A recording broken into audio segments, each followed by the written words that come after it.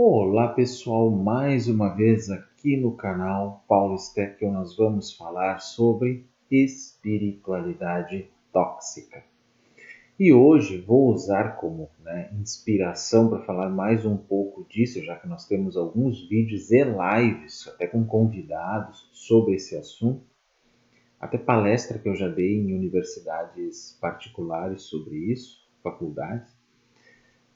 Tem um texto que anda rolando pela internet, muito comum nas postagens de Facebook, é daqueles textos de autor desconhecido. Provavelmente o texto era de uma determinada forma, então esses textos vão sendo repassados, né? E vão modificando às vezes, mas a versão que chegou a mim, que é uma versão interessante, até já tinha visto várias vezes, mas nosso amigo Silvano Osiris também postou esse material até no nosso grupo, no canal, do canal no Telegram, que nós temos um grupo do canal Paulo Steckel no Telegram, e eu resolvi daí hoje fazer um vídeo sobre isso. Aliás, quem quiser participar do grupo do canal Paulo Steckel no Telegram, o link para entrar direto está no final da descrição deste vídeo, ok?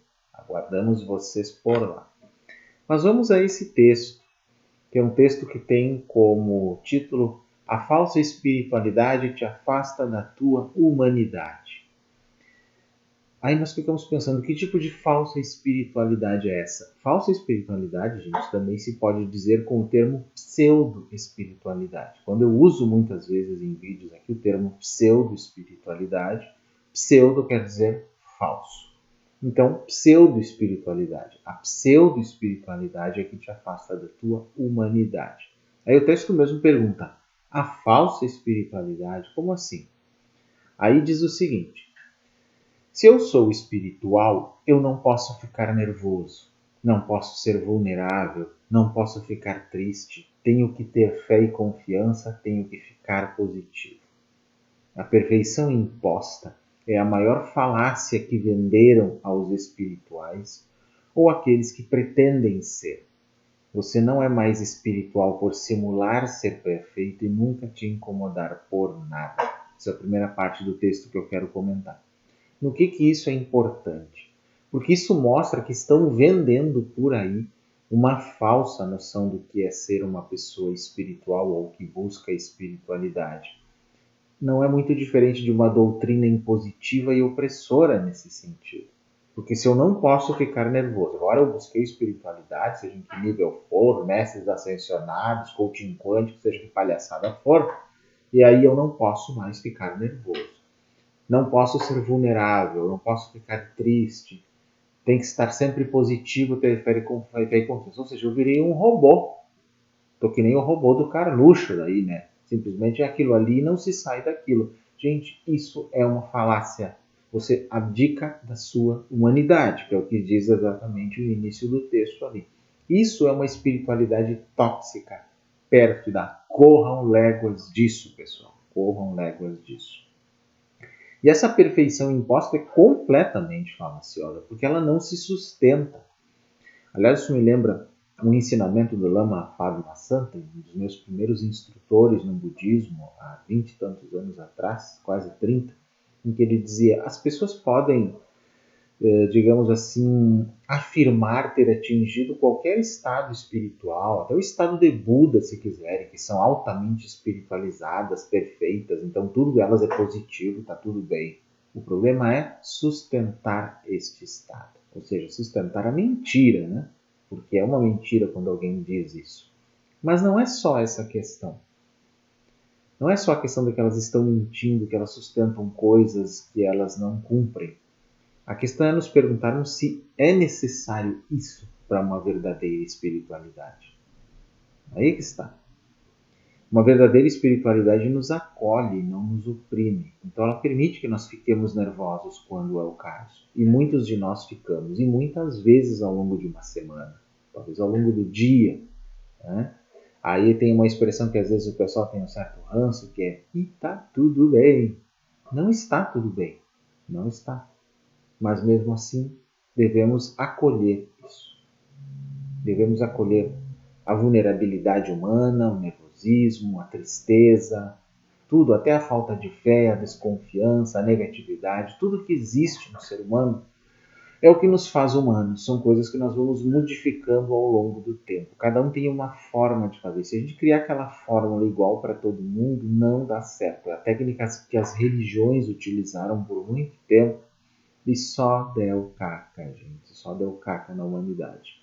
Criou fanatismos, os moralismos que nós temos hoje são todos baseados nisso.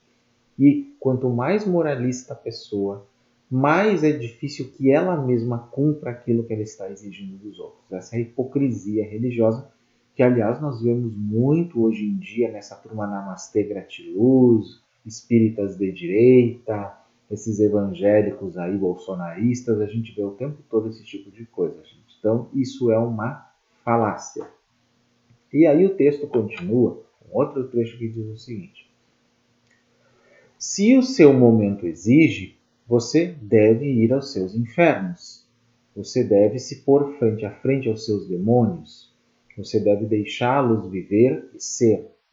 Você deve permitir a sua sombra manifestar-se, sem que prejudique os outros nessa manifestação, mas sem que te prejudique por tentar negá-la.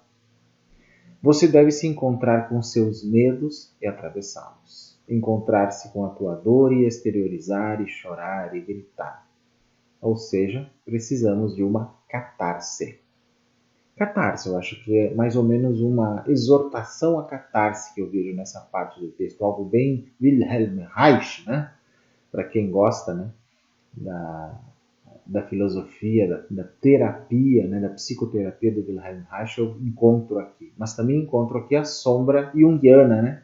A sombra psicológica que todos nós temos e que Ken Wilber, o psicólogo Ken Wilber, que é um dos criadores da psicologia transpessoal e o proponente da psicologia integral, ele diz que um dos grandes problemas da espiritualidade, da religiosidade, tanto moderna quanto antiga, é exatamente a negação dessa sombra e uma suposta evolução espiritual desconsiderando a sombra. O que acontece? Num dado momento, a tampa da panela de pressão explode e aí espalha caca para tudo que é lado.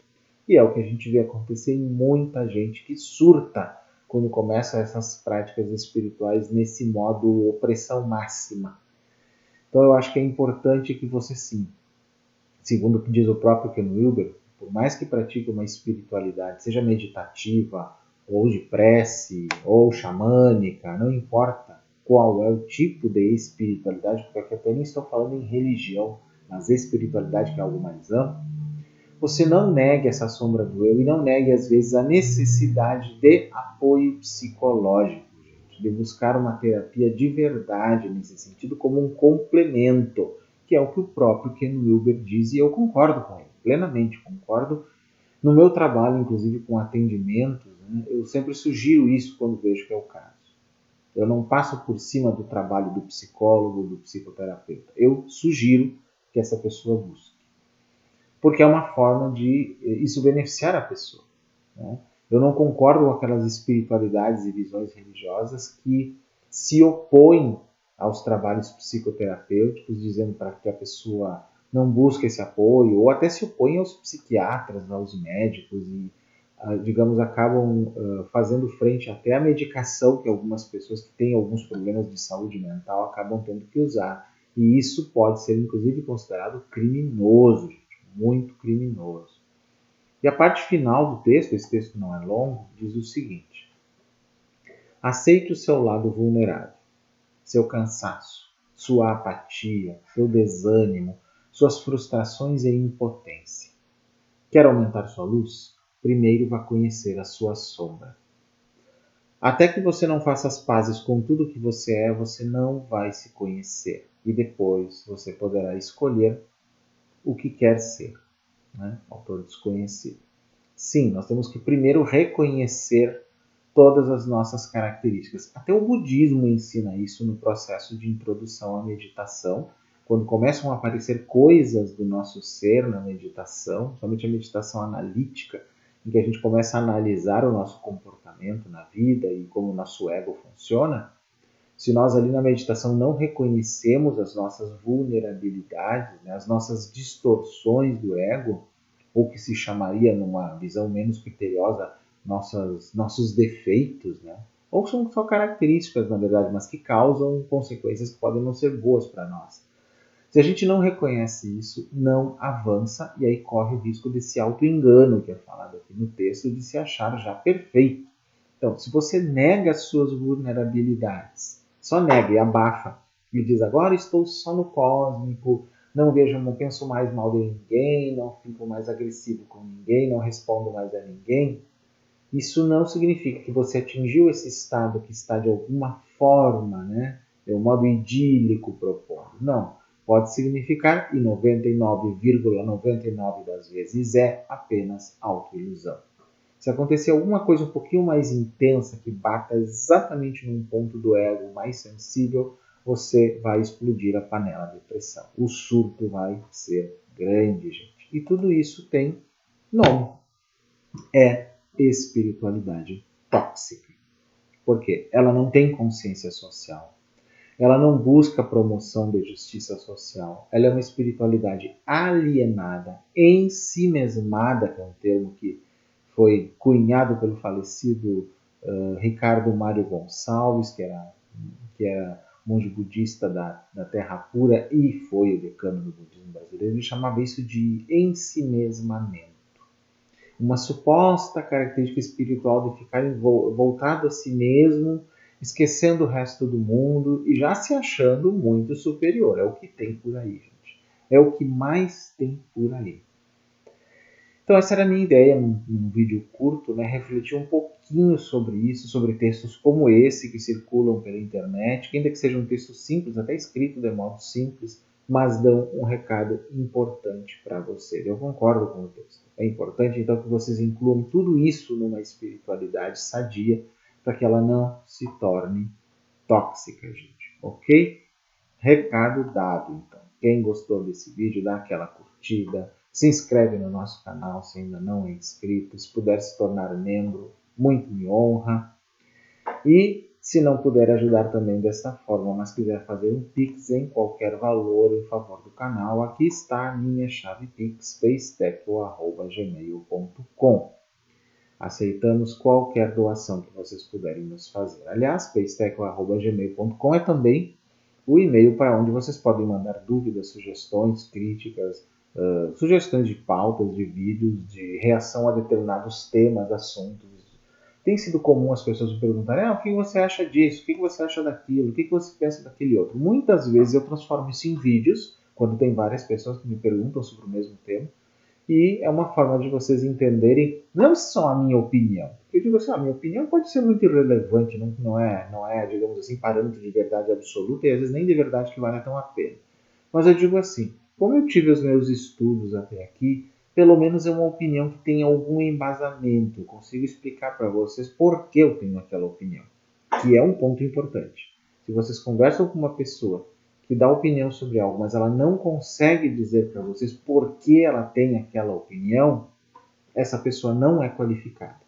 Qualquer pessoa que possa dizer para vocês por que ela tem determinada opinião, ela minimamente refletiu sobre isso e é uma pessoa que tem alguma qualificação para dar opinião de algo para vocês e talvez até o conselho, né? Digamos assim. Mas as pessoas que não fazem isso estão num automatismo, gente. Então elas não estão qualificadas a dar uma opinião que ajude na vida de vocês. Então esse é o recado final que eu deixo para vocês. E então, em algum outro momento, já já nos encontramos com algum outro vídeo de reação, né, de comentários sobre coisas desse tipo. Até o próximo, então.